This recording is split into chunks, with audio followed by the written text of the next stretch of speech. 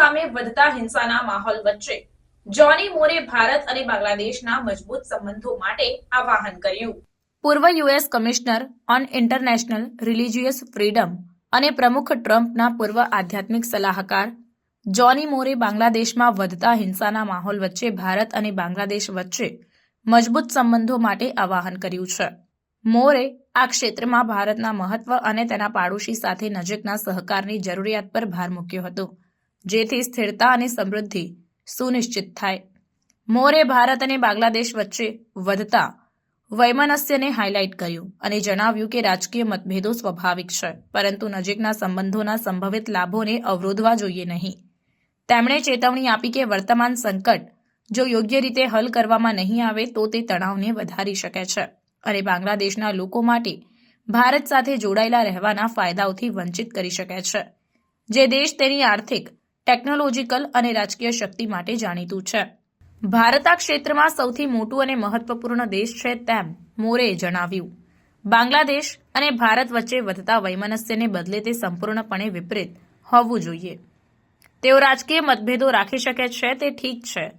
દેશો હંમેશા રાજકીય મતભેદો ધરાવે છે, પરંતુ આ સંકટને હલ કરવાની રીત માત્ર તણાવને વધારવાનો જ નહીં, પરંતુ બાંગ્લાદેશના લોકો માટે ભારત સાથેના નજીકના સંબંધોથી મળતા તમામ લાભોને નકારી શકે છે. મોરે બાંગ્લાદેશને એવા એન્ટિટીઝ સાથે જોડાવાની સંભાવના અંગે ચિંતા વ્યક્ત કરી જેનાથી હાનિકારક ઇરાદા હોઈ શકે છે.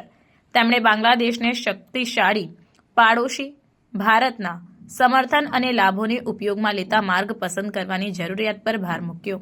બાંગ્લાદેશ એક નવો રાજકીય માર્ગ પસંદ કરી શકે છે, જ્યારે તેના શક્તિશાળી પડોશી પાસેથી મળતા તમામ લાભો માટે ખુલ્લા હાથ રાખી શકે છે, અથવા બાંગ્લાદેશ પોતાનું કામ કરવા અને તેમાંથી અલગ માર્ગ પસંદ કરી શકે છે.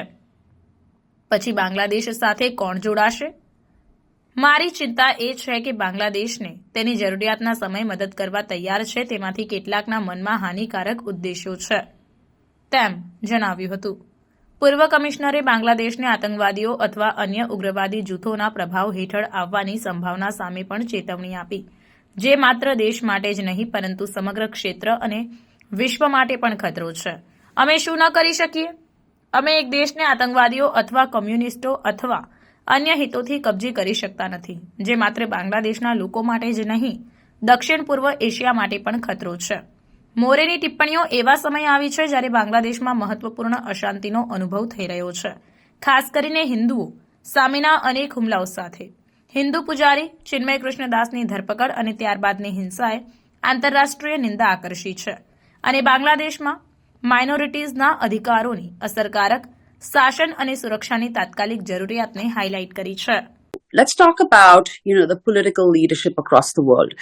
Let's talk about America and other leaders who are actually very silent at this situation, which is not really getting any better in Bangladesh, apart from condemning, protests or some situations. We haven't really heard anything from this administration here. What is your view on that?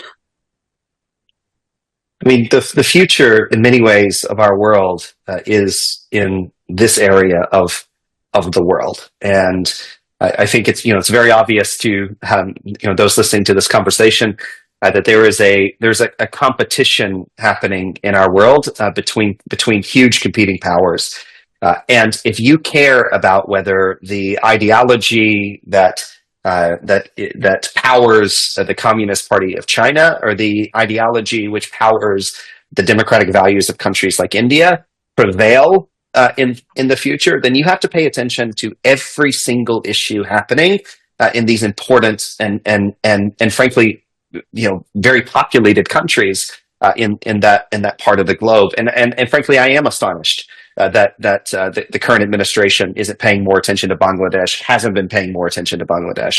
But the fact of the matter is that one of the reasons why there's going to be a change of administrations in the United States in just a few weeks is because the foreign policy of this administration has not paid attention to a lot of issues. That's why there are more than 50 conflicts all around the world, more since World War II. But I can also tell you this.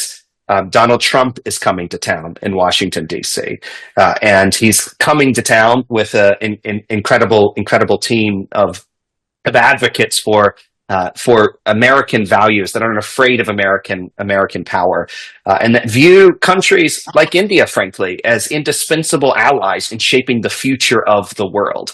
And these are also the decisions that other countries in Southeast Asia and in our entire world have to make. Are they going to be aligned with the century that's going to be defined by American power, American technology, American values, or are they going to let other countries, sometimes behind the scenes, sometimes in obvious ways that everyone can see, rob and take from them their future? This isn't about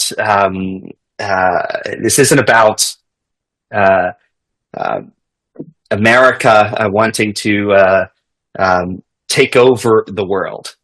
It's about an alliance with the United States of America that ensures that all kinds of other countries are not recolonized in certain circumstances, are colonized for the first time by insidious ideologies, which wants to take from them their freedom, take from them their opportunity, take from them their technology advances, take from them and their future generations' prosperity. And so the United States government ought to be paying attention and ought to lend a helping hand. We want Bangladesh to thrive. We want there to be an incredible economic competition between that part of India and Bangladesh, between the neighboring countries, Indonesia, and this powerhouse economy that's growing. And we want to see all of these things, all these countries thrive.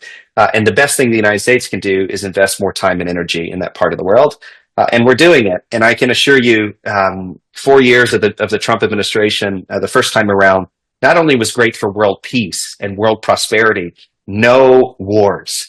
It was a golden age for the renewed alliance between India and between the United States. And that is just beginning. It's a matter of whether everyone else wants to get on board and enjoy the part. Right.